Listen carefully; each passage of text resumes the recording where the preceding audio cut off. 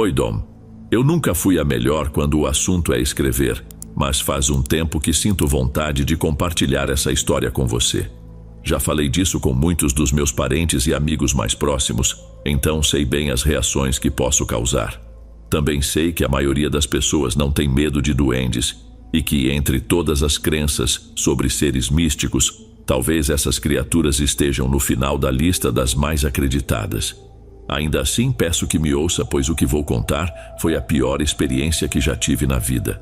Sou de Guadalajara, Jalisco, tenho 24 anos e, como muitos, só acreditava naquilo que via. Isso mudou em um sábado no começo deste ano. Naquele dia, saí para visitar uma amiga que mora perto de onde eu vivo.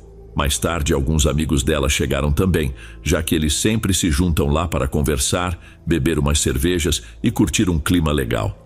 Estávamos conversando, ouvindo música e, no geral, tudo estava bem tranquilo. Em um momento, olhei o relógio.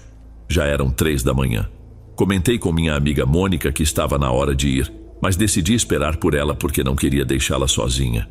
Os amigos dela tinham saído para comprar mais cerveja naquela noite. Eu só bebi uma, e menciono isso porque sei que podem achar que tudo foi apenas delírio de quem bebeu demais.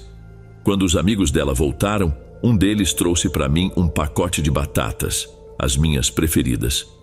Sem pensar muito, coloquei o saco no para-brisa do meu carro enquanto estávamos ali encostadas. Depois de um tempo, me despedi e comecei a dirigir de volta para casa. Estava tudo normal até que percebi que o pacote de batatas ainda estava no para-brisa, no lado do passageiro. Como eu dirigia devagar, pensei, deixo para pegar quando chegar em casa. Não deve cair. O trajeto era curto e eu seguia sem pressa. Sempre achei essa área um pouco sinistra à noite, principalmente por ser bem escura. Há uma descida íngreme no caminho para casa, além de um posto policial e, logo ao lado, um cemitério. As grades do cemitério são longas e não tão altas, permitindo ver algumas lápides. Por volta das 3 da manhã, o lugar estava completamente vazio, até o posto de polícia estava fechado. Ao entrar nessa parte da estrada, onde o asfalto se transforma em pedras, reduzi a velocidade para cerca de 20 km por hora, como sempre faço. Já quase no fim das grades do cemitério, vi à distância 4 figuras se movendo de maneira estranha, como se estivessem saltando, lembrando o movimento de sapos. Não sei como descrever isso exatamente, mas quando pulavam, juntavam os tornozelos no ar, o que me pareceu muito esquisito. Reduzi ainda mais a velocidade e baixei quase toda a música. Os movimentos e as formas dessas figuras, ou seja lá o que fossem, me deixaram extremamente perturbada. Conforme me aproximei, consegui enxergar melhor e notei que eram pequenos seres. A única comparação que posso fazer é que pareciam pessoas pequenas, menores do que uma criança de 4 anos, talvez. Mas o mais bizarro é que continuavam saltando. Um deles, o que mais me aterrorizou, vestia algo semelhante a uma roupa de arlequim. E lembro que isso me chocou muito, porque me veio à mente a imagem de um arlequim branco de uma história que ouvi. Os outros usavam coletes verdes estranhos. À medida que eu me aproximava, reduzi a velocidade até quase parar, já que 3 dessas criaturas atravessaram a rua de repente. Levei um susto e pisei no freio bruscamente ao vê-los correndo para um terreno vazio do outro lado da rua, onde rapidamente desapareceram na escuridão. Quando voltei meu olhar para frente, algo estava em cima do capô do carro. Instintivamente fechei os olhos ao vê-lo tão perto, mas por um breve instante consegui vê-lo. Vi seu rosto. Dom, te juro, é a coisa mais horrenda que já vi na vida. Ainda hoje, cada vez que passo por aquele lugar amaldiçoado, me lembro dele. Era uma visão terrível, desfigurada, com um aspecto muito velho. Não sei nem como encontrar palavras para descrever. Foi tão assustador que, por reflexo, pisei fundo no acelerador. Quando abri os olhos de novo, percebendo o perigo do que fazia, vi que o saco de batatas que estava no para-brisa voou para longe, e eu não conseguia parar de pensar no que tinha acabado de acontecer, no que tinha acabado de ver. Mesmo que aquela coisa não estivesse mais lá, o rosto deformado ainda estava marcado na minha mente. De certa forma, eu continuava vendo-o. Desde o momento em que acelerei, não tive coragem de olhar pelo retrovisor, e só consegui parar de sentir meu corpo arrepiado quando cheguei em casa. Rapidamente abri o portão com o controle remoto e estacionei o carro na garagem. Desliguei o motor, mas aquela imagem não saía da minha cabeça. A garagem estava extremamente escura, iluminada apenas pela luz da rua, e eu sabia que, ao fechar o portão, essa luz sumiria completamente. Peguei o celular e acendi a lanterna, saindo do carro de maneira muito silenciosa, com a esperança de que, se aquela coisa estivesse por perto, talvez não ouvisse meus movimentos. Quando cheguei à porta de casa, o medo era tanto que minhas mãos tremiam, dificultando até girar a chave. Eu repetia mentalmente: "Foca, você precisa entrar. Aqui fora não é seguro." Finalmente consegui abrir e entrar. Assim que subi as escadas, encontrei minha mãe. Quando me viu, perguntou o que estava acontecendo, comentando que eu estava pálida. Contei que tinha visto algo horrível. Era minha mãe. Ela tinha que acreditar em mim. Se alguém fosse acreditar, seria ela. Descrevi cada detalhe do que havia acabado de acontecer, e conforme eu falava, meu corpo voltava a se arrepiar e um frio me subia pela espinha. Vi a surpresa no rosto dela, mas também uma preocupação genuína. Ela sentia o quanto eu estava apavorada com o que tinha visto. Sentia que meu medo era real. Para tentar aliviar a tensão, ou quem sabe me acalmar, ela sorriu e comentou que aquilo era o que eu ganhava por ficar na rua até tarde. Deu uma risada. Na hora fiquei um pouco incomodada com o que ela disse, mas depois refleti e pensei: talvez ela estivesse certa, não como uma crítica, mas como uma constatação. Desde então evito chegar tão tarde em casa por medo de encontrar aquelas coisas novamente. Obrigada por me ouvir. Não sei se essa história será tão assustadora para outras pessoas, porque sei muito bem que certas coisas só causam medo quando você as presencia. Quando você descobre que elas existem, sua vida nunca mais é a mesma. Espero que vocês nunca precisem temer os duendes.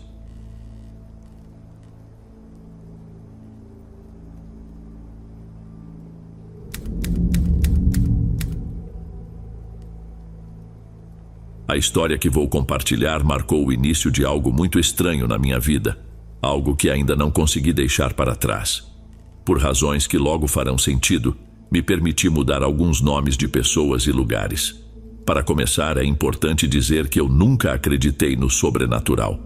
Contudo, depois do que aconteceu, comecei a questionar a existência de forças que vão além do que entendemos, pois o que vivi vai muito além de uma simples história. É algo que vem impactando diretamente minha vida.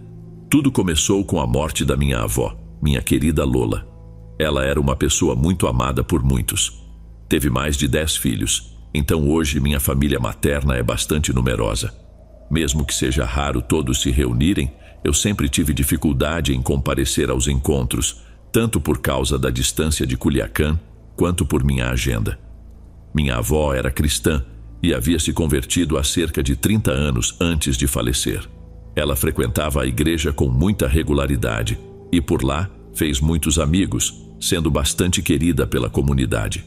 Tinha uma relação especial com ela, pois durante meus primeiros anos de vida foi praticamente ela quem me criou, já que meus pais estavam sempre ocupados com o trabalho. Por isso, minha família costumava brincar, dizendo que eu era o neto favorito dela. Não sei se era verdade, mas o que é certo é que havia um carinho muito forte entre nós. Quando recebi a ligação informando sobre a sua morte, senti uma tristeza imensa, que me deixou profundamente abalado por um bom tempo. Alguns meses após sua partida, decidi, como forma de homenagem, investigar um pouco mais sobre sua vida. Como sou historiador, sempre tive o costume de pesquisar o passado, seja de cidades ou de pessoas comuns. Então, comecei a entrevistar meus tios e tias, perguntando sobre as histórias da vida da minha avó. Durante essa investigação, descobri algo perturbador. Tanto minha avó quanto meu avô, a quem chamávamos de Pepe, haviam feito parte de um grupo ou culto bem estranho. Os tios mais velhos eram os que lembravam dessa fase, pois foram os únicos que viveram essa época antiga e obscura da nossa família. No entanto, isso aconteceu há muitos anos, e as memórias deles eram vagas, já que eram apenas crianças pequenas na época. Eles me contaram que, em uma das casas onde moraram durante um período de extrema pobreza, em um vilarejo nas montanhas entre Sinaloa e Durango, diversas pessoas costumavam visitar à tarde. Algumas eram conhecidas da região, mas outras vinham de povoados distantes ou até da cidade de Culiacán. Ao que parece, meu avô fez amizade com alguém que o introduziu a esse culto, e em algum momento ele começou a oferecer a própria casa como local para as reuniões. As versões dos meus tios variam um pouco, mas vários se lembram de que esses encontros aconteciam nos fundos da casa, em um quintal cercado pela vegetação densa, com o terreno delimitado de forma irregular por outras casas simples, espalhadas pelo vilarejo. Nesse quintal, meus avós tinham uma grande piscina de água, que usavam tanto para banho quanto para tarefas domésticas. Durante as reuniões, eles montavam uma estrutura de madeira com 7 degraus sobre a piscina, transformando-a em uma espécie de altar. Alguns dos membros desse grupo estranho chegaram a contribuir financeiramente para que meus avós construíssem um cômodo, uma espécie de câmara de madeira ao redor da piscina, onde realizavam os rituais mais secretos. Segundo o que meus tios me contaram, um dos principais rituais envolvia vendar os olhos de uma pessoa, que então era guiada por outra até a piscina. Faziam essa pessoa subir os degraus, e uma vez no topo, ela era deitada e mergulhada na água, como em um batismo. Um dos meus tios, que assistia às cerimônias em segredo, me disse que o mais bizarro acontecia depois, quando a pessoa submersa começava a falar com uma voz diferente, em outra língua, transmitindo mensagens de outro mundo.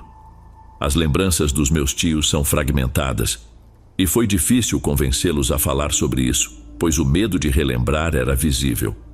Um deles me garantiu que, em certa ocasião, viu até crianças participando desses rituais e se lembra de ter visto uma pessoa flutuando enquanto estava deitada na piscina. Me contaram que meus avós ficaram nesse culto por alguns anos, mas ninguém sabe ao certo por que, de repente, pararam de participar, ou se meu avô continuou frequentando reuniões em outras casas de membros do grupo. Essa história despertou muito meu interesse. Era um lado da minha família que eu desconhecia completamente. Então, pedi aos meus tios que me dessem todos os detalhes possíveis que pudessem lembrar, para que eu pudesse juntar as peças e tentar entender o que era aquilo. Talvez fosse alguma antiga crença regional ou algo mais conhecido, como a santeria, o palo mayombe, ou práticas semelhantes que costumam ocorrer em comunidades de outras partes do país. No entanto, estamos falando provavelmente dos anos 50, e me chamou a atenção que um culto desse tipo já existisse naquela região de Sinaloa nessa época. Um dos meus tios, ao tentar puxar pela memória com minhas perguntas, disse: "Olha, eu lembro que eram pessoas aparentemente normais.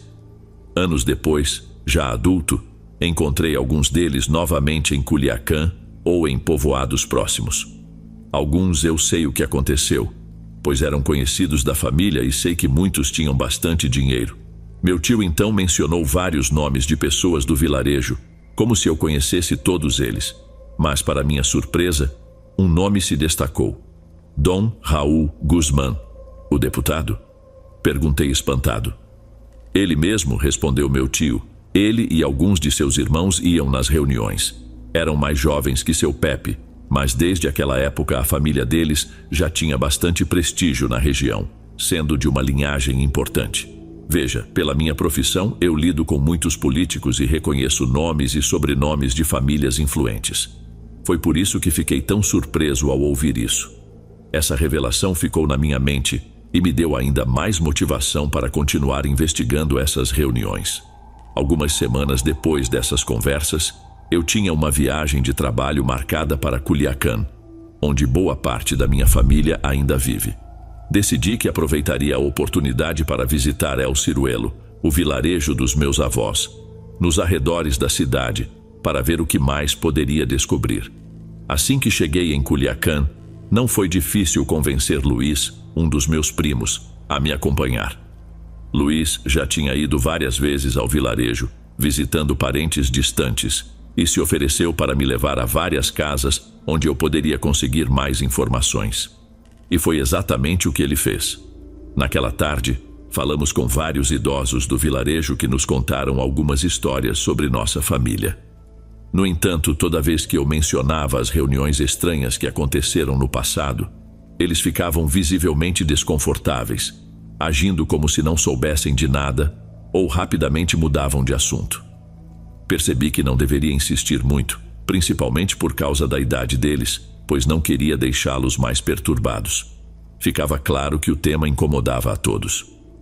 Voltamos para Culiacán e o resto da minha estadia foi dedicado a outras coisas. Fiquei frustrado por não ter conseguido mais respostas, mas entendi que, dado o tempo que passou e a sensibilidade do assunto, não seria fácil avançar muito. Alguns dias depois, já perto da data de voltar à cidade do México, recebi uma ligação muito inesperada. Um amigo me disse que alguém havia procurado por mim. O assistente de Dom Raul Guzmán entrou em contato comigo. Ele pediu seu telefone e eu passei. "Vão te ligar", disse meu amigo. Aquilo me deixou tão surpreso que eu fiquei sem saber o que dizer. Eu nunca havia conhecido o Sr. Dom Raul pessoalmente, e o pouco contato que tive foi sempre através de outras pessoas. Mas por quê? O que ele quer? Perguntei. Não me explicaram. Também não os conheço bem, mas parecia que estavam realmente interessados em falar com você, respondeu ele. Não levou nem 2 horas até que o assistente de Dom Raul me ligasse. Ele me informou que queriam me encontrar antes de eu partir para a cidade do México. Perguntei o motivo da reunião, mas ele se recusou a falar por telefone. Apenas disse que o chefe queria me ver pessoalmente. Confesso que senti um pouco de receio, mas a curiosidade falou mais alto. Então concordei em ir ao escritório do deputado naquele mesmo dia, antes do meu voo. Em minha profissão, encontros inesperados com políticos não são incomuns. Por isso achei que talvez fosse apenas uma coincidência estranha e que eu estava exagerando nas minhas preocupações. O assistente de Dom Raul me recebeu em um escritório bastante elegante e me conduziu até a sala do chefe. Lá, tive meu primeiro encontro com Dom Raul. O que mais me surpreendeu foi como ele aparentava ser muito mais jovem do que realmente deveria ser. Pelos meus cálculos, ele parecia no mínimo uns 20 anos mais novo do que sua idade real. Era um homem alto, magro, com um semblante sério, mas ao mesmo tempo simpático e amigável. Ele me cumprimentou com muita cordialidade e logo o assistente nos deixou a sós. Depois de algumas palavras sobre política local, chegamos ao ponto que eu tanto temia. Ele me disse: "Fiquei sabendo que você anda investigando sobre seus avós. Eu os conhecia muito bem, sabia?" No início fiquei sem saber o que dizer. Gaguejei um pouco e respondi: "Sim, agora que minha avó faleceu, resolvi investigar um pouco sobre a história da família. Estive em El Ciruelo, mas não consegui muitas informações, já quase não há ninguém que se lembre deles." Dom Raul me observava atentamente, analisando cada palavra e expressão que eu fazia. De repente, senti que não devia continuar falando sobre isso. Não sei porquê, mas uma sensação de desconforto tomou conta de mim. Resolvi não dar mais detalhes. Felizmente, ele também não insistiu no assunto, e passamos a falar sobre outras coisas, como política, minha vida na cidade do México, livros e novelas. Nada relacionado aos meus avós. Isso me fez relaxar um pouco. Porém, quando eu já estava de saída, pronto para pegar meu voo, ele se levantou para se despedir e disse algo estranho, num tom calmo: "Eles vão te receber em breve e nós ficaremos felizes em recebê-los também." Aquilo me pegou de surpresa, e eu não entendi o que ele queria dizer com aquilo. Logo em seguida, ele apertou minha mão e me deu um abraço que pareceu um pouco caloroso demais, fora do contexto. Naquele dia peguei meu voo sem maiores problemas, mas as palavras de Dom Raul não saíam da minha cabeça. À noite, já em casa, na cidade do México, não consegui dormir direito. Enquanto rolava na cama, percebi que meu corpo estava muito quente, como se eu estivesse com febre. Quando finalmente consegui dormir, algo muito estranho aconteceu. Uma sensação de desconforto me fez acordar e abri os olhos. Devia ser perto das 2 da manhã e parecia que havia fumaça no quarto. Tentei me levantar para ver o que estava acontecendo, mas percebi que por alguma razão eu não conseguia me mover direito. Estaria sonhando? Foi o que pensei no momento. Deitado, Eu conseguia ver figuras humanoides no meio de uma névoa fina e branca que rodeava minha cama. Dava para distinguir o contorno de alguns rostos, mas o que mais me assustou foi a figura à frente da cama, que segurava algo como uma estátua bizarra, cheia de pontas. Aquela era a visão mais aterrorizante. Tentei levantar com todas as forças, mas meu corpo simplesmente não respondia. Queria acordar daquele pesadelo, mas tudo parecia tão real. Só consegui erguer um pouco a cabeça para olhar melhor os seres que estavam à minha frente. Fechei os olhos, acreditando que o único jeito era acordar de verdade. Meu coração começou a bater tão rápido que, de repente, consegui me livrar daquele transe.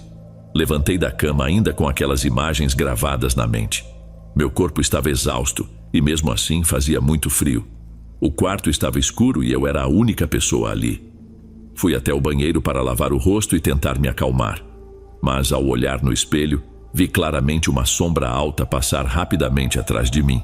E senti um frio intenso roçar pelas minhas costas, quase congelante. Fiquei parado, perguntando a mim mesmo se aquilo era real ou fruto da minha imaginação, ainda sob o impacto do sonho bizarro. Sem saber o que fazer, voltei para a cama e deixei a luz acesa com medo de que algo assim pudesse aparecer novamente nas sombras. No dia seguinte, acordei com febre. Me convenci de que havia pegado algum vírus e que isso tinha causado o pesadelo, ou talvez alterado minha percepção durante a noite. Não fui trabalhar naquele dia. Passei dias sem apetite e com medo de ficar no escuro dentro de casa. Só depois de cerca de uma semana comecei a me sentir melhor, tanto fisicamente quanto mentalmente. Decidi deixar esse episódio de lado, acreditando que há coisas que é melhor deixar escondidas. Quero que isso seja o fim da minha história, que se torne apenas uma anedota. Desejo isso com todas as minhas forças. No entanto, algo ainda me deixa inquieto. Uma chamada perdida de Dom Raul no meu telefone, há alguns dias. O telefone tocou enquanto eu dormia e decidi não retornar para descobrir o que ele queria dizer. Repito, espero que isso seja o encerramento. Espero que vocês tenham gostado dessa parte da história que escolhi compartilhar.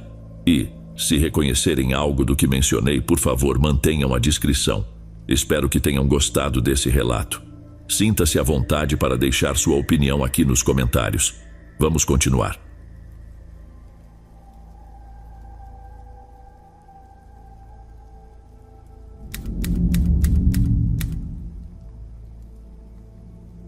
Essa história se desenrola no dia 13 de novembro de 2017, quando meu avô, um homem de muita dedicação ao trabalho, foi ao bosque para buscar lenha para o churrasco que estávamos planejando com a família naquela noite. Eu tinha 14 anos e perguntei se poderia ir junto. Ele aceitou e isso me encheu de alegria. Já fazia um bom tempo desde a última vez que tínhamos passado um momento a sós. Iniciamos o percurso, caminhando até a área onde ele costumava buscar lenha a poucos quilômetros de casa.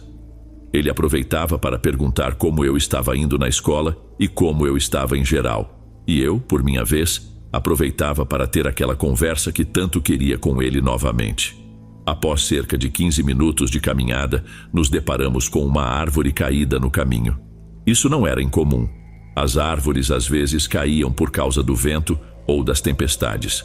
Não demos muita importância e apenas contornamos a árvore seguindo adiante. Finalmente chegamos ao lugar onde meu avô costumava recolher a lenha. A madeira de lá era de qualidade bem superior à que estava mais perto de casa, então realmente valia o esforço de ir até ali. Juntamos o máximo que podíamos e começamos a caminhar de volta, com calma, pelo mesmo caminho de antes, sem qualquer contratempo. No entanto, algo muito estranho aconteceu quando chegamos ao ponto onde a árvore caída estava. Ela simplesmente não estava mais lá. Na verdade, ainda estava, mas reduzida a cinzas, completamente consumida. Foi uma cena estranha. Não havia explicação para uma árvore desaparecer daquele jeito, sendo consumida totalmente em menos de 20 minutos. Quando passamos pela primeira vez, não havia nenhum indício de que poderia haver fogo. Eu tentei buscar conforto no olhar do meu avô, mas percebi que ele estava profundamente assustado. Seu rosto estava completamente pálido e ele mal conseguia falar. Perguntei o que estava acontecendo, mas ele se recusou a me dizer algo. Apenas mencionou que deveríamos nos apressar e evitou passar pelas cinzas. Caminhávamos por entre as árvores densas. Não me parecia a melhor ideia, mas decidi confiar nele. Levaríamos bem mais de 15 minutos seguindo por aquele caminho. De repente, meu avô me parou e pediu que eu ficasse em silêncio. Em seguida, fez uma pergunta que me deixou apreensivo. Você ouviu isso? O que, vô? Uma risada de mulher. Ele apertou firmemente o facão que usava para cortar lenha e me instruiu a ficar atrás dele. Eu não entendia o que estava acontecendo. Nunca o tinha visto tão nervoso. Pensei que talvez fosse coisa da cabeça dele, imaginação de alguém mais velho. Mas então eu também ouvi a risada. Logo depois, um som entre as árvores acima de nós. Consegui avistar uma silhueta, algo que parecia uma mulher magra movendo-se entre os galhos. A voz do meu avô mudou completamente de tom. Ele disfarçou o nervosismo e gritou com firmeza, ordenando que quem quer que estivesse ali se mostrasse. O barulho entre as árvores cessou. Ela está ali, está vendo? Disse ele, fixando o olhar em um ponto entre os galhos. Mas eu não conseguia ver nada. Foquei minha visão tentando acostumar meus olhos à escuridão, até que sim, lá estava. Parecia uma mulher, mas a cabeça, apesar dos cabelos longos, pretos e muito sujos, a cabeça era a de um bode. Perdi o fôlego, caí para trás, incapaz de respirar. Ouvi algo se lançando entre as árvores em nossa direção e fechei os olhos, enquanto escutava meu avô grunhir e desferir golpes com o facão. Abri os olhos após alguns segundos e vi meu avô perseguindo uma silhueta na escuridão, golpeando com um galho grosso que carregávamos. Notei ao meu lado o facão dele, partido ao meio.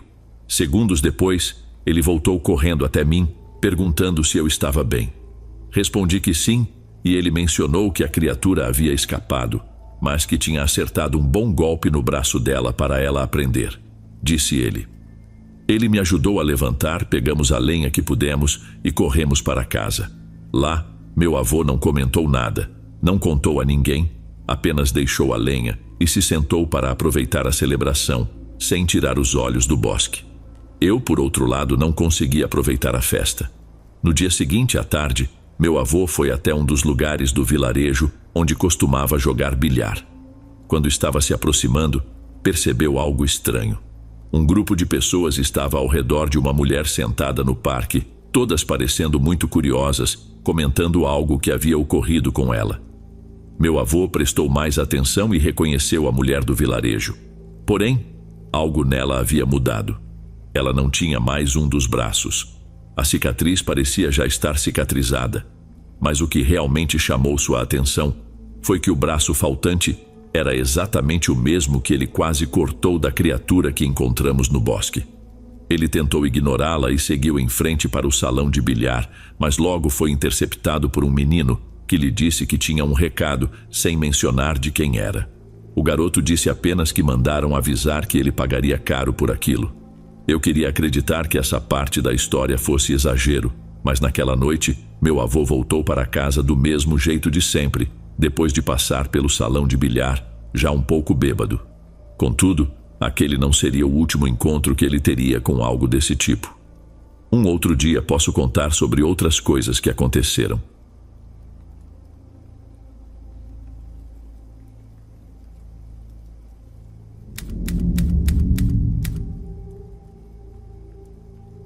Desde que me entendo por gente, sempre estive em contato com o sobrenatural. Toda a família do lado da minha mãe, para ser honesta, pratica bruxaria. E é por isso que minha avó insiste que tenho esse dom no meu sangue. Ela conta que quando minha mãe estava grávida de mim, alguém fez uma leitura de cartas para ela. E os guias espirituais indicaram que eu seria um ser de luz, como minha avó costuma me chamar. Poucos dias antes de eu nascer, minha avó escutou vozes pelos corredores. Ela disse que parecia uma comemoração. Quando saiu para verificar, não havia ninguém em casa, e o barulho parou repentinamente. Quando eu tinha cerca de 3 meses, minha mãe começou a ver uma mulher sentada ao pé da minha cama. Ela ficava apenas me observando. Preocupada, minha avó fez outra leitura das cartas, e o que descobriu foi que essa mulher que minha mãe via era um espírito protetor. Alguns anos depois, comecei a ver coisas também. Lembro-me de ver uma mulher com os cabelos castanhos presos em um coque baixo. Ela sempre usava uma camisola de cor creme e aparecia à noite. Fui até minha avó várias vezes para contar o que estava acontecendo e o que eu estava vendo. Ela pediu que eu descrevesse a aparência da mulher. E ao ouvir minha descrição, me mostrou uma foto. A imagem coincidia perfeitamente com o que eu havia descrito. Era a mesma pessoa. Só então minha avó me contou que aquela era sua avó, ou seja, minha tataravó. Um dia, aquela mulher finalmente falou comigo. Ela trouxe mais notícias para a minha família. Não me recordo exatamente de suas palavras, mas lembro que ela falou de morte e tristeza. E de fato, alguns meses depois, meu tio-avô faleceu. Logo depois, tive um sonho em que minha mãe também morria. No sonho, estava nevando e ela estava deitada em uma cama. Eu sabia que ela estava doente de câncer, pois seu cabelo começava a cair. Ela estava muito magra, sua pele parecia grudada nos ossos. Minha mãe me chamou para perto e disse: "Eu preciso ir. Estou muito doente. Te amo, minha menina." Depois disso, só vi a neve caindo no meu sonho. Eu sabia que ela tinha câncer, mesmo sem nunca ter ouvido falar dessa doença antes. Poucos dias depois, escutei minha mãe conversando com minha avó. Quando elas me notaram, silenciaram, já que era uma conversa de adultos. Mas eu tinha ouvido falar de uma doença, então me aproximei e perguntei diretamente à minha mãe se ela tinha câncer. Ela olhou para minha avó, visivelmente desconcertada, e apenas balançou a cabeça negando. Pediu que eu fosse brincar com os cachorros no quintal, e eu fui. Alguns meses se passaram desde aquele dia, e pouco antes do aniversário dela, minha mãe raspou a cabeça. Ela me ensinou a trançar um lenço e fazer um laço com ele. Eu tinha 6 anos, e mesmo sem entender muito sobre o câncer, já sabia que ela estava doente. Depois que completei 7 anos, comecei a ouvir vozes que me atormentavam todos os dias. Minhas notas caíram e eu faltava muito às aulas porque precisávamos ir ao hospital com frequência. As vozes me impediam de me concentrar nos estudos. Também comecei a ver coisas que aparentemente não eram reais, como animais e pessoas que ninguém mais conseguia enxergar, nem mesmo minha avó. Ela me dizia que talvez fossem espíritos e que apenas eu era sensível o bastante para percebê-los.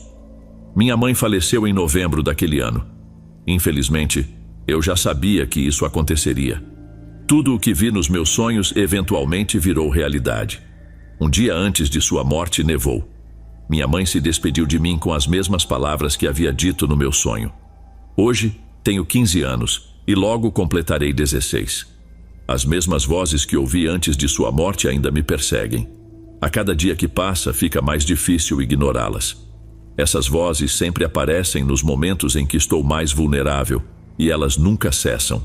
Há alguns anos, parei de lutar contra minha natureza e a aceitei. Comecei a estudar bruxaria e também mergulhei no estudo da demonologia, algo que sempre me atraiu. Sinto que esse é o caminho que devo seguir, que essa é a luz de que falavam as cartas. Esta é a minha luz. Muito obrigada por realmente ouvir essa história. É isso sobre as histórias que contamos por aqui. Sim, elas assustam, mas muitas vezes também são tristes. No fundo, toda história de fantasma é uma história de ausências, de dívidas não pagas, de arrependimentos e da nostalgia do que já não está. Agradeço por ouvir, porque ao fazê-lo, vocês validam nossa forma de ver o mundo, que nos torna únicos. Se a intenção fosse apenas causar medo, já teríamos parado. O objetivo é contar as histórias para que permaneçam vivas, enquanto nós, as pessoas, um dia deixaremos de estar aqui.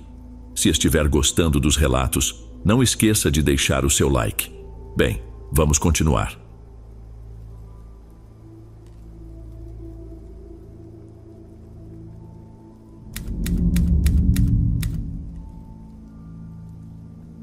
Olá, amigos do canal. Meu nome é Bruna Diniz e hoje finalmente encontrei tempo para compartilhar uma história que aconteceu com meu pai há 13 anos. Antes de começar, quero dar um pouco de contexto. Sou de Durango, capital do estado de mesmo nome, no México. Minha família sempre morou aqui. Meu pai foi caminhoneiro a vida toda, viveu até os 50 anos e já faz 10 anos que ele faleceu. Ele era um homem muito simples, corajoso e trabalhador. Amava a nós, seus filhos, mais do que qualquer coisa, mas talvez amasse minha mãe ainda mais. Sempre que voltava de viagem, trazia algo especial para ela. Uma lembrança, flores ou um bichinho de pelúcia. Coisas de apaixonado. Nos 17 anos em que o tive na minha vida, nunca o ouvi desrespeitar minha mãe, nem a nós. Ele sempre foi carinhoso e compreensivo com todos. Normalmente, quando ele chegava de viagem, gostava de passar tempo em casa com a família. No entanto, em uma ocasião, depois de uma viagem de entrega de Sonora até Chihuahua, algo mudou. Quando ele chegou, notei que estava muito cansado e um pouco abatido. Isso me chamou a atenção, já que ele geralmente era animado e brincalhão, mesmo depois de longas horas na estrada. Mas imaginei que fosse normal, afinal, dirigir por tanto tempo era exaustivo. O que mais me surpreendeu foi que essa tristeza persistiu por vários dias. Ele continuava agindo de forma estranha. Eu cheguei a pensar que algo estivesse acontecendo entre ele e minha mãe. Meu pai mal saía da cama, quase não jantava conosco e passava a maior parte do tempo dormindo. Tomei coragem e perguntei se havia algo errado, mas ele me respondeu de forma séria e seca, dizendo que não. Isso me deixou ainda mais preocupada. Minha mãe parecia angustiada e a atmosfera em casa ficou carregada de tensão constante. Até que, numa quarta-feira, meus pais saíram de casa sozinhos. Aquilo foi muito estranho para mim, porque, embora já fôssemos crescidos, eles sempre nos chamavam para acompanhá-los. Dessa vez, minha mãe apenas nos disse que iriam sair, sem nos contar para onde iam. Foi aí que comecei a pensar o pior. Será que eles estavam à beira do divórcio? Minha mãe parecia angustiada, e a atmosfera em casa ficou carregada de tensão constante. Até que, numa quarta-feira, meus pais saíram de casa sozinhos.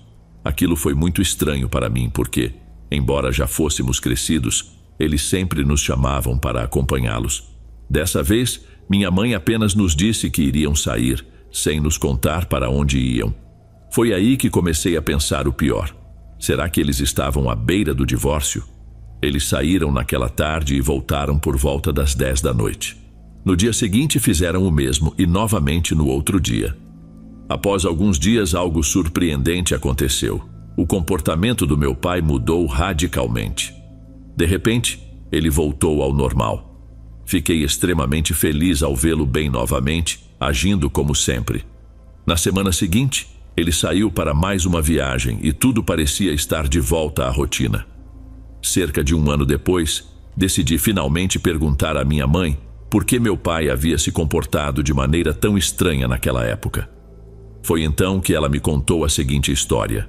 Filha, muitas coisas estranhas acontecem com seu pai nas estradas, mas ele nunca havia me contado algo como o que aconteceu naquela viagem de Chihuahua para Durango. Ele estava muito cansado e com sono. Como sabia dos perigos nas estradas, pensou em parar em algum lugar próximo de um posto de gasolina para descansar. Ele avistou um ponto de parada, cerca de 300 metros antes do posto, e decidiu estacionar o caminhão ali para dormir. Quando estava estacionando, viu um muro coberto de flores lindas de várias cores. Como já estava escurecendo, ele desceu para cortar algumas e me trazer de presente. Ele conta que fez um buquê, amarrou com um laço e colocou no painel do caminhão. Depois preparou a cabine para tentar descansar. Entre o sono e a vigília, ele começou a ouvir vozes do lado de fora, como se muitas pessoas estivessem ao redor do caminhão. Meio sonolento, pensou que poderiam ser outras pessoas cortando flores, pois havia muitas por ali e eram realmente bonitas. Ou então, talvez fossem pessoas que haviam parado ali antes de seguirem para o posto de gasolina. Ele ignorou as vozes, fechou a cabine e se deitou para dormir. Na manhã seguinte, bem cedo, ele se levantou para continuar sua viagem. Mas, para sua surpresa, ao abrir a cabine, as flores que ele havia cortado não estavam mais no painel. Em seu lugar havia apenas um punhado de terra. Desceu do caminhão e, ao olhar para onde antes estavam as flores, percebeu que nada mais estava ali. Não havia flores, nem muro, e nenhum sinal de que algo assim tivesse existido. A única coisa que restava era um cemitério sem muros, exatamente no local onde ele havia estacionado sem perceber. Ele ficou paralisado por mais de uma hora. Quando finalmente se recuperou e sentiu que conseguia dirigir, foi até o posto de gasolina que havia visto na noite anterior, a 300 metros de distância. Lá, desceu do caminhão e perguntou aos frentistas se o cemitério estava ali há muito tempo. A resposta foi direta: sim, senhor, mas cuidado, nunca pare por ali. Coisas estranhas acontecem e já deixaram muita gente louca. Minha mãe diz que foi por isso que, quando meu pai chegou a Durango, estava tão sério e suas atitudes eram tão estranhas. De alguma forma parecia que ele nunca havia saído daquele cemitério. Quando meus pais saíam à tarde e à noite sozinhos, na verdade, iam para a igreja, onde o padre fazia orações por meu pai durante todos aqueles dias. Graças a essas orações, ele conseguiu voltar ao normal. Nunca souberam explicar o que aconteceu exatamente. Antes de continuarmos para o próximo relato, verifique se já está inscrito aqui no canal. Todos os dias, sem falta, eu trago os melhores relatos por aqui. Bem, agora vamos continuar.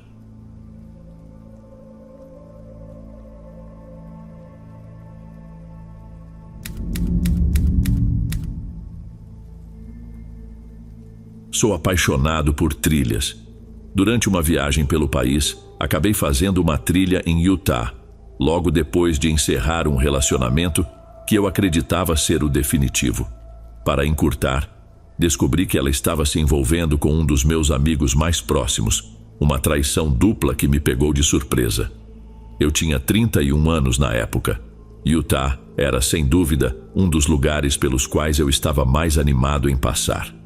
As florestas de lá são fantásticas, o tipo de cenário que qualquer trilheiro adoraria explorar. A Floresta Nacional de Wasatch foi a minha escolha em Utah, por todas as recomendações que havia recebido. Um dos maiores atrativos para mim era a quantidade de áreas remotas que eram acessíveis. Prefiro caminhar sozinho, então trilhas movimentadas não fazem muito meu estilo. Escolhi um canto isolado da floresta. Dirigi meu carro até onde a estrada me permitiu e parei. Ao descer do carro, respirei fundo e me preparei. Verifiquei o celular, sem sinal, exatamente como eu gosto. Marquei mentalmente o ponto de partida e segui em frente. Sei que caminhar sozinho em territórios desconhecidos tem seus riscos, mas eu não curto muito seguir trilhas pré-definidas. Sempre baixo o mapa da área que planejo explorar, já que muita gente não percebe que o GPS ainda funciona sem sinal. Sei o que você está pensando, mas não, eu não me perdi. Queria que essa fosse a história, mas não é. O que aconteceu foi algo que até hoje estou tentando processar. Eu estava caminhando em direção a um mirante no topo de uma montanha, a umas 3 ou 4 milhas de distância. O terreno era complicado, então meu ritmo era de cerca de 1,5 milhas por hora. Após 1 hora de caminhada, começou a chover. Embora fosse uma chuva fina, me recusei a continuar. Caminhar na chuva é algo que me incomoda bastante. Frustrado, dei meia volta e comecei a refazer o caminho. Quando finalmente avistei meu carro à distância, senti um alívio imediato, achando que essa trilha frustrante estava perto do fim. Mas ao chegar perto, fui surpreendido por uma cena terrível. Os 4 pneus estavam murchos. O medo começou a me dominar. Não havia como isso ter sido um acidente. Alguém fez isso de propósito. Olhei rapidamente ao redor, tentando vasculhar a floresta em todas as direções. Nada. Tentei escutar qualquer barulho, mas o som das gotas de chuva batendo nas folhas e nos arbustos abafava qualquer outro ruído. As opções eram limitadas. Sem sinal no celular, estava basicamente preso. Precisava achar um lugar com sinal para pedir ajuda, mas, pelo que me lembrava, o último ponto com sinal estava a mais de 20 milhas estrada abaixo. Caminhar até a civilização parecia exaustivo. A única solução seria encontrar um lugar mais alto. Felizmente, o destino original da minha trilha era exatamente isso. Não me senti seguro em seguir pela estrada, onde estaria completamente exposto. Sem pensar 2 vezes, me virei de volta para a floresta e comecei a caminhar novamente. Quase na metade do caminho, comecei a ouvir um farfalhar suave atrás de mim, a uns 40 metros de distância. O som acompanhava o ritmo dos meus passos, como se algo ou alguém estivesse seguindo o mesmo compasso. Não quis olhar para trás. Simplesmente acelerei o passo, tentando me convencer de que era só outro trilheiro mais rápido. O sol estava começando a se esconder, deixando a floresta com um ar ainda mais sombrio. A chuva ainda caía, e eu me sentia cada vez mais apreensivo. Quando senti que estava distante o suficiente, arrisquei uma rápida olhada por cima do ombro. Nada. Mas sabia que alguém ou algo poderia estar escondido atrás de uma das inúmeras árvores. Por fim, alcancei o topo da montanha. Por sorte, havia sinal lá em cima. Eu não perdi tempo nem mesmo para contemplar a vista. Liguei para a polícia, descrevi a localização exata do meu carro e relatei tudo o que havia acontecido, inclusive a sensação de estar sendo seguido. Também mencionei ao atendente que eu tinha assistência da AAA, que, caso você não saiba, é uma organização que oferece serviços de assistência automotiva, como reboque e reparos de emergência. Desliguei com um certo alívio, sabendo que alguém sabia onde eu estava. Mas havia um problema óbvio. Eu precisava voltar pela floresta antes que anoitecesse por completo e, de alguma forma, evitar quem quer que estivesse me seguindo. Caminhar em linha reta seria um erro enorme, algo que poderia me colocar diretamente em perigo. Pensei por um momento e decidi que a melhor opção seria fazer um grande arco até meu carro, assim evitando possíveis armadilhas. Segui paralelo ao penhasco por um tempo antes de adentrar a floresta por outro ângulo. Não conhecia essa área tão bem, então abri o mapa no meu celular, torcendo para que minhas habilidades de navegação não falhassem. Por um tempo, tudo correu bem. Não havia sinais estranhos ou sons anormais ao meu redor. No entanto, não demorou nem 30 segundos para que isso mudasse. Ouvi o estalo de um galho à minha esquerda. Olhei rapidamente, mas não vi nada. Poucos minutos depois, outro som, desta vez diretamente atrás de mim, fez meu coração disparar. Foi então que percebi que não estava sozinho. Havia mais de uma pessoa me cercando. Apressei o passo, aumentando para um trote leve. Justo quando achei que as coisas não podiam piorar, me deparei com algo que fez meu pânico subir de 5 para 10. Um acampamento improvisado, bem escondido na floresta. Cerca de 12 troncos estavam dispostos em círculo em torno de uma fogueira, que claramente havia sido usada recentemente. Eu estava no território de alguém.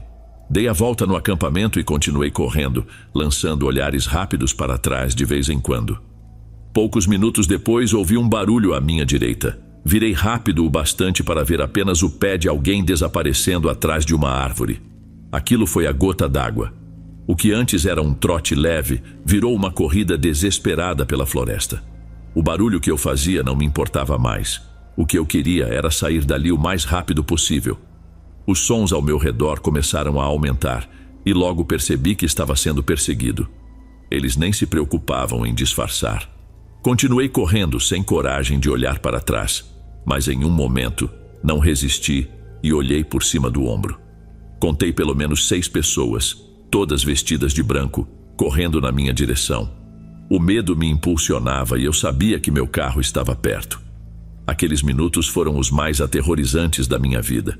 É como sentir a exaustão tomando conta, sabendo que você não pode parar, porque sua vida depende disso. Finalmente avistei meu carro e, para minha sorte, vi também um policial parado ali perto. Corri até o carro dele e me curvei, quase vomitando, antes mesmo que ele tivesse tempo de dizer qualquer coisa. Quando me virei para olhar de novo, as pessoas que me perseguiam tinham desaparecido. O policial mencionou que já tinha chamado a assistência, algo pelo qual eu fui eternamente grato. Fiz um relatório completo para a polícia, e o que ele me disse foi inquietante. Utah abriga a maior população de Mormons do país, e aparentemente não é raro encontrar pessoas estranhas nas áreas não demarcadas das florestas. A área que eu estava explorando tinha uma história antiga, especialmente relacionada a cultos e grupos religiosos. O policial disse que eu provavelmente topei com um desses grupos e que foi imprudente explorar uma parte aleatória da floresta. Olhando para trás, talvez ele tivesse razão. No entanto, ainda me pergunto por que, se estavam tão incomodados com minha presença, não me pediram para sair. Não consigo entender o motivo de me seguirem e me caçarem pela floresta, ainda mais depois de sabotarem meu carro. Esse evento é algo que até hoje não sai da minha cabeça.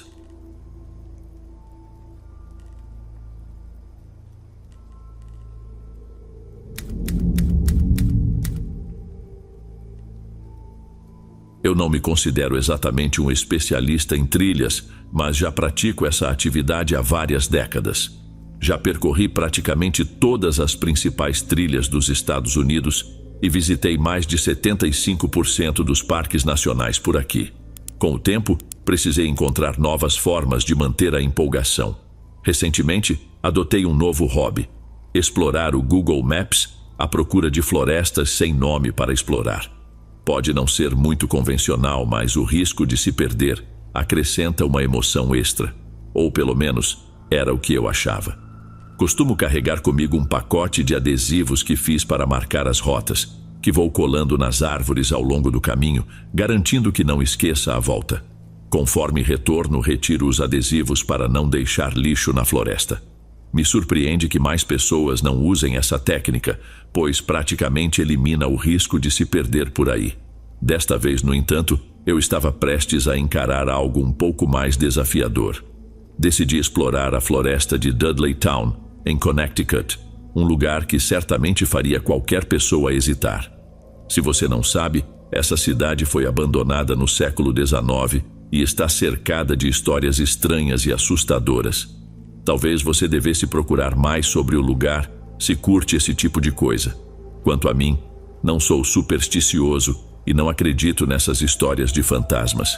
Tecnicamente, a área é fechada ao público, mas isso nunca foi um impedimento para mim antes. Na minha cabeça, era quase certo que não encontraria ninguém por lá, o que era exatamente o que eu procurava. Como sou da Nova Inglaterra, a viagem de carro foi tranquila. Cheguei à floresta por volta do meio-dia para garantir que o sol não se pusesse antes de eu concluir a caminhada. Minha primeira impressão foi assustadora, para ser sincero. Tinha ouvido dizer que o lugar era assustadoramente silencioso e fiquei surpreso ao descobrir que isso era verdade. Você não percebe o quanto os sons de uma floresta são importantes até que eles desaparecem. É como estar num quarto escuro, ouvindo apenas a sua própria respiração.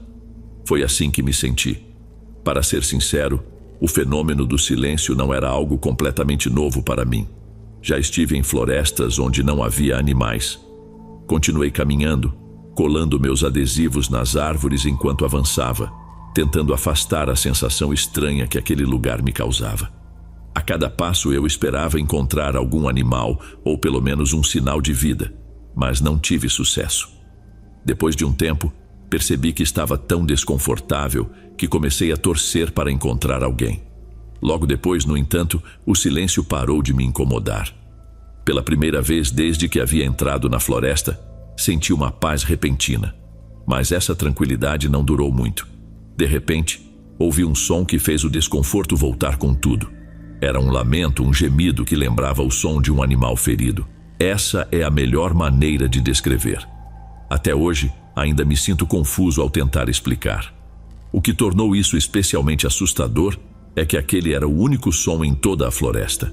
Parei para escutar, tentando descobrir o que poderia ser. Nunca havia ouvido algo parecido antes. Talvez fosse o vento assobiando, mas não havia vento. Isso não fazia sentido. No fim, decidi que provavelmente era algum animal ferido, mesmo que soubesse no fundo que não era. Me afastei do som até que ele desaparecesse por completo. Provavelmente você deve estar se perguntando por que eu não simplesmente voltei para casa naquele momento. Gostaria de ter uma resposta para isso. Naquele instante, me prometi que, se mais uma coisa estranha acontecesse, seria o bastante para mim. Enquanto continuava a caminhada, me peguei pensando: como um animal poderia ter se machucado ali? Será que alguém estava caçando? Mas não havia como eu não ter ouvido um tiro. Talvez o caçador tivesse atirado antes de eu estar perto o suficiente para ouvir. Ou talvez ele tivesse deixado o animal sem o golpe final. Será que alguém faria algo assim? Era difícil imaginar. Esses pensamentos estavam rodando na minha mente quando tropecei em algo numa árvore à minha frente. Acredite se quiser, mas eram entalhes. Eu sei, parece coisa de filme, mas estou falando sério.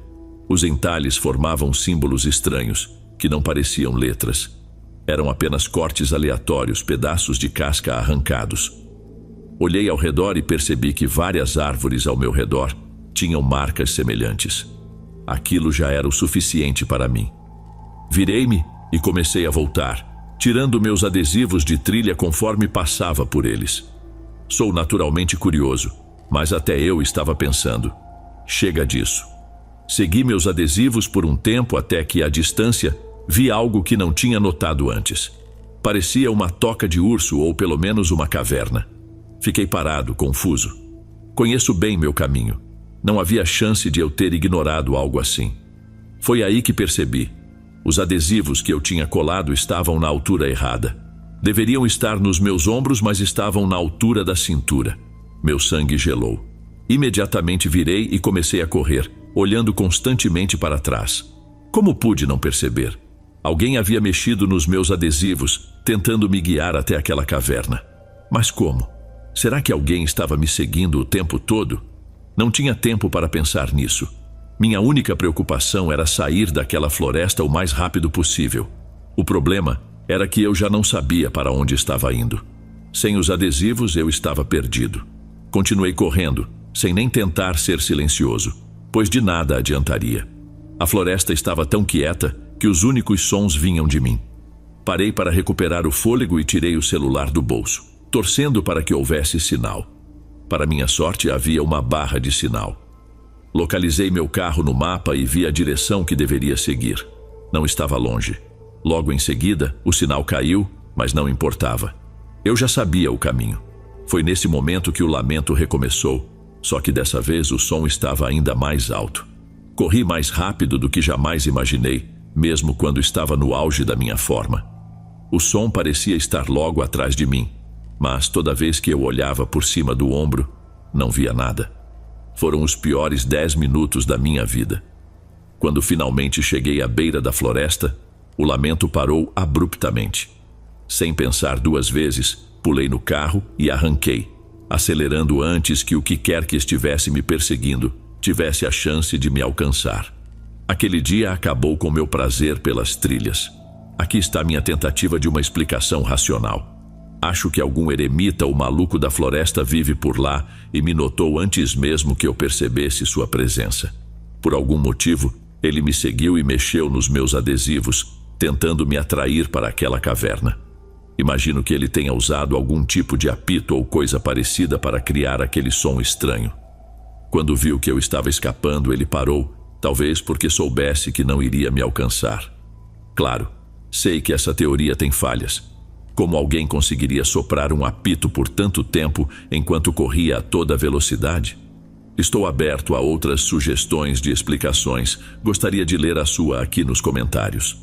Talvez, de fato, exista uma razão legítima para aquela floresta ser fechada para civis.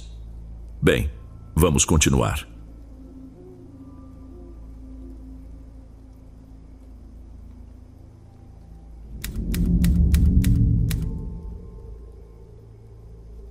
Quando eu era mais jovem, minha casa era o ponto de encontro perfeito para a turma. Havia várias razões para isso. Meu pai tinha uma sala de jogos enorme no porão, com um estoque quase infinito de cerveja. Meus pais também nos deixavam beber lá embaixo sem se meter muito. Nossa casa ficava num terreno grande e logo atrás dela havia um bosque considerável. Se você atravessasse o bosque partindo da minha casa, acabaria chegando numa estrada de terra.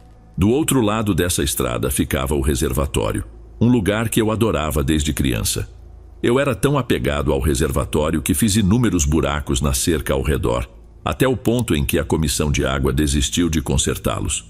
Embora fosse ilegal invadir a área, o reservatório era meu refúgio. Eu ia para lá quando queria fumar, escapar dos meus pais, nadar ou apenas pensar. Era um lugar especial e, honestamente, uma das poucas coisas que realmente sinto falta daquela época da minha vida. Um dia meus amigos e eu estávamos jogando sinuca no porão, com uma música eletrônica irritante de fundo, quando Lucas sugeriu que fizéssemos uma caminhada até o reservatório. O tédio já estava nos alcançando, então todos concordaram, especialmente porque o sol ainda estava no céu, o que tornaria a caminhada fácil. Éramos 5. Eu, Lucas, Bruno, Diego e Mateus. Não me lembro de todos os detalhes, mas estou quase certo de que Bruno e Mateus levaram algumas cervejas para a caminhada. Afinal, eles eram os que mais bebiam no nosso grupo. Eu já tinha bebido um pouco, então preferi não exagerar. O reservatório era imenso, então mesmo depois de cruzar a cerca, ainda tínhamos uma longa caminhada pela frente. O chão estava um pouco lamacento por causa da chuva anterior, mas já estávamos comprometidos com a ideia. Costumávamos relaxar em um penhasco no lado mais próximo, então seguimos naquela direção. No entanto, depois de um tempo, decidimos caminhar até o lado mais distante do reservatório. Para isso, precisaríamos percorrer o lado próximo até o fim, onde poderíamos contornar e chegar a uma parte lisa, que chamávamos de a praia. Cerca de 20 minutos depois, finalmente estávamos do outro lado. Foi aí que as coisas começaram a ficar estranhas. Mateus levantou a mão e apontou para a distância. Estávamos do lado mais afastado do reservatório, mas ainda não havíamos chegado à praia. Mateus apontava para algo se movendo na nossa direção, mais distante, ao longo da margem. Ficamos em silêncio e observamos a figura escura se aproximando lentamente da água. No começo, todos ficamos animados pensando que seria um encontro interessante, mas à medida que a figura se aproximava, percebemos que ela estava arrastando algo. Quanto mais perto chegava, mais claro ficava. Era um saco de lixo preto, visivelmente pesado, dada a lentidão dos movimentos da pessoa. Naquele momento, nosso entusiasmo desapareceu. Sabíamos que corpos já haviam sido encontrados no reservatório antes, e rapidamente assumimos o pior. Ficamos ali, parados, em silêncio, observando enquanto a pessoa se ajoelhava ao lado do saco bem na beira da água. Não conseguíamos ver o que estava fazendo de tão longe, mas sabíamos que aquele era o momento certo para ir embora, enquanto ele estava distraído. Mas antes que pudéssemos nos mover, Lucas avistou algo que nos congelou no lugar. 3 outras figuras emergiram do bosque, 2 arrastando sacos e a terceira carregando um caiaque sobre a cabeça. Sinceramente, comecei a me sentir mal com aquilo tudo. Morando a apenas 10 minutos de uma das cidades mais perigosas dos Estados Unidos, não era difícil imaginar que o que estávamos vendo poderia estar relacionado a alguma gangue. O primeiro homem entrou no caiaque, enquanto os outros 3 ajudaram a colocar um dos sacos no colo dele. Remou até o meio do reservatório e assistimos o saco de lixo desaparecer sob a água. Ele voltou para a margem e repetiu o processo mais 2 vezes. E como em um filme, meu celular tocou. O toque cortou o silêncio como uma faca e, nervoso, não consegui silenciá-lo rápido o suficiente. Os 4 homens pararam e viraram na nossa direção, e foi nesse momento que começamos a correr. E assim a paz que o reservatório costumava me trazer desapareceu para sempre. Bruno olhou para trás e gritou que eles estavam nos seguindo. Aquele foi, sem dúvida, o momento mais aterrorizante da minha vida. Correr em uma floresta já é difícil, mas somado ao medo de morte, se torna impossível. Corremos de volta pela margem, cortamos caminho pelo bosque e voltamos para a cerca. Não sei se foi o nervosismo ou o álcool, mas naquele momento eu simplesmente não conseguia lembrar onde estava o buraco. Cheguei à cerca primeiro, com os outros logo atrás, e todos começaram a entrar em pânico quando me viram vasculhando desesperadamente, tentando encontrar a passagem. Corremos ao longo da cerca e eu estava quase pronto para desistir quando Bruno gritou apontando para a frente. O buraco estava a poucos metros. Corremos para lá e enquanto eu ajudava Lucas a passar, ouvimos o som de um galho quebrando não muito longe. Sabíamos que eles estavam perto. A perseguição não terminou ali. Corremos pelo bosque até chegarmos ao meu quintal. Mateus ligou para a polícia e contou o que havia acontecido. Disseram que uma viatura estava a caminho. Eu sabia que íamos levar uma bronca por invasão, mas naquele momento isso não me importava. Meus amigos estavam aliviados por estarem seguros, mas eu não conseguia relaxar. O caminho do reservatório até minha casa não era longo, e eles poderiam facilmente seguir nossas pegadas pela trilha. Eventualmente a polícia chegou e escutou o que tínhamos para contar. Eles vasculharam minha propriedade em busca de sinais de que poderíamos ter sido seguidos, e meu estômago revirou quando encontraram algo. Havia um conjunto de pegadas enlameadas que iam até a cerca do meu quintal. Quando os policiais me perguntaram se eram nossas, eu neguei. Afinal, por que eu pularia a cerca do meu próprio quintal?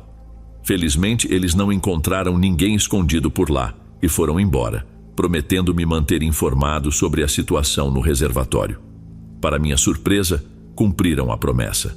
Alguns dias depois, a polícia retirou 3 corpos do reservatório. Não foi surpresa. Aquilo virou notícia por um tempo, mas meus pais e eu ficamos aterrorizados, sabendo que criminosos sabiam onde morávamos. Durante meses, minha mãe jurava que via pessoas no bosque à noite e até disse ter visto o flash de uma câmera uma vez. Esse incidente foi um dos principais motivos pelos quais decidimos nos mudar daquela casa. Avançando para o presente, até onde eu sei, a polícia nunca encontrou conexões ou fez prisões relacionadas ao caso. E o motivo de eu estar escrevendo sobre isso agora é porque recentemente vi uma notícia triste sobre um adolescente que se afogou naquele mesmo reservatório.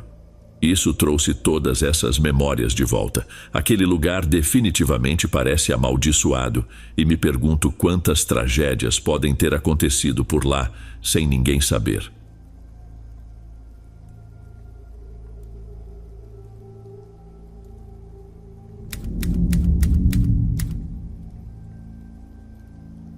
Eu cresci ouvindo histórias sobre fantasmas, mas nunca imaginei que viveria algo tão de perto. Desde que me lembro, desde os meus 8 anos, vejo coisas que nem todos conseguem ver. Hoje tenho 29 anos, e isso já faz parte da minha vida há mais de 20 anos. Não é como as pessoas costumam descrever. Eu não vejo vultos ou fumaças no ar. Eu vejo luzes, vejo pessoas. Elas andam, olham para mim, e logo em seguida desaparecem como se fossem feitas de fumaça. Sempre fui muito medrosa, então sempre que isso acontece, fecho os olhos ou saio correndo dali o mais rápido possível. Minha primeira lembrança de algo assim foi durante uma viagem com meu pai. Ele era representante de vendas e íamos juntos apresentar produtos em diferentes lugares. Lembro nitidamente de estar na estrada quando avistei um homem todo de branco caminhando tranquilamente pela calçada, no meio do nada. Eu fiquei hipnotizada por ele. Continuei olhando até que, quando ele passou por trás de uma árvore, desapareceu na minha frente, como se fosse dissolvido no ar. Depois daquele dia, as coisas pioraram. Comecei a ouvir vozes, a sentir toques que me empurravam ou puxavam o meu cabelo, a minha bolsa. Sussurros no meu ouvido que nunca pude entender. Por muito tempo, guardei isso só para mim. Não contei a ninguém, nem mesmo a minha família. Tinha medo de que pensassem que eu estava louca, que ririam de mim. Minha família, sendo católica, nunca foi muito aberta a acreditar nessas coisas. Eu estava sozinha nisso. Foi só aos 15 anos que algo mudou. Estava em casa, sozinha, assistindo clipes na MTV, quando vi, pelo reflexo do espelho, meu avô. Ele tinha falecido quando eu tinha 11 anos. O pavor tomou conta de mim e corri desesperada para a casa da minha tia. Quando cheguei lá, estava mais branca do que o próprio fantasma que eu acabara de ver. Não pude mais esconder. Tive que contar. E não foi só sobre meu avô. Revelei tudo o que eu já tinha visto e vivido. Poucos acreditaram em mim, a maioria riu. Ninguém sabia o que fazer, como lidar com aquilo. Minha família, mesmo não sabendo como, tentou me apoiar, mas continuava sem respostas. As coisas mudaram de novo quando meu pai faleceu há cerca de 15 anos. Desde então, nunca mais vi nada. Acho que ele me protege agora. Nunca o vi, mas já sonhei com ele várias vezes. Sempre nos meus momentos de tristeza, ele aparecia nas minhas lembranças, contando piadas como costumava fazer para me animar. Já senti até o peso dele sentar ao meu lado na cama, enquanto eu chorava. Essa foi a única vez em que não senti medo, ao perceber que havia uma presença ali comigo. Sabia que era ele, me protegendo. Ainda me pergunto se meu avô, que morreu em um acidente de carro, queria me dizer algo quando apareceu. 3 vezes o vi, uma delas no local onde ele faleceu. Já meu pai, que ficou doente por 3 meses antes de morrer, Teve tempo de se despedir. Ele morreu em paz. Me pergunto se é por isso que não o vejo, se é porque ele não precisa me dizer mais nada. Será que os espíritos que não tiveram tempo de se despedir voltam para isso? Para dizer algo que não puderam em vida? Hoje tenho medo de muitas coisas. Medo do escuro, medo de viajar sozinha, medo de coisas que, para a minha idade, parecem irracionais. Não sei como lidar com isso. Será que tem um jeito? Será que alguém pode me ajudar? Quem devo procurar? Talvez pessoas que já passaram por isso possam me guiar. Eu só quero entender, quero aprender a lidar com essas experiências.